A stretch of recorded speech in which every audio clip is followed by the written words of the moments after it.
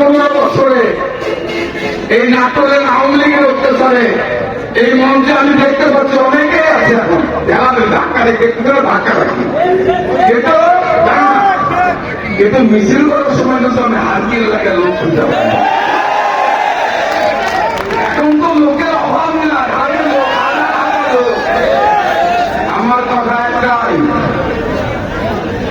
আমরা চাই যারা 15.5 বছর বিএনপির সাথে যারা ছিলেন, এর বাইরে এই ষড়যন্ত্রকারী চক্রান্তকারী আওয়ামী লীগের দোষর যারা আওয়ামী লীগের জন্য মিছিল করেছে, মিটিং করেছে, আমার দলের নেতা কর্মীদের উপরে আঘাত করেছে, বিএনপির কোন নেতার মাধ্যমে যদি তারা বিএনপিতে আসার চেষ্টা করে তাদের বুঝে আগে কথা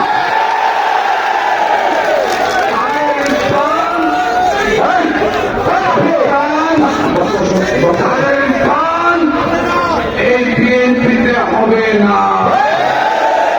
আমি আপনাদের হুঁশিয়ার করে বলে দিতে চাই, নিজের গ্রুপিংকে শক্তিশালী করার জন্য যদি আওয়ামী লীগের মাল আলাদ করে ওই অর্থ দিয়ে বিএনপির যদি গুলি করা হয়, এই গুলি কিন্তু নিজের মধ্যে ঢুকে যাবে, সাবধান। আমি আপনাদের পুলিশ প্রশাসনকে বলে দিয়েছি,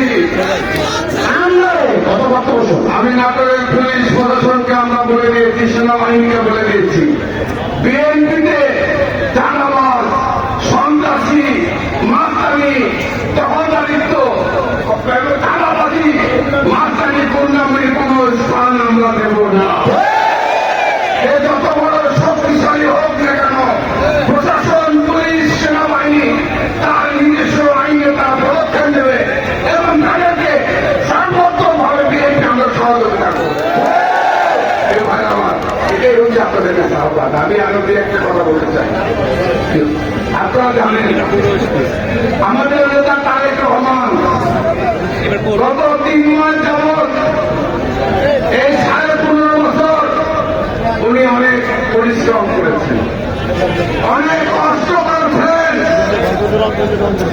এবং আপনারা জানেন আমাদের নেতা তারেক রহমান এই ছাত্ররা যখন বৈষম্য বিরোধী কোটা আন্দোলন শুরু করল, যখন কোটা আন্দোলন এমন এক পর্যায়ে গেল, তাদের দাবিটাও যখন সরকার মেনে এলো, তখন তার কোনো দাবি নাই।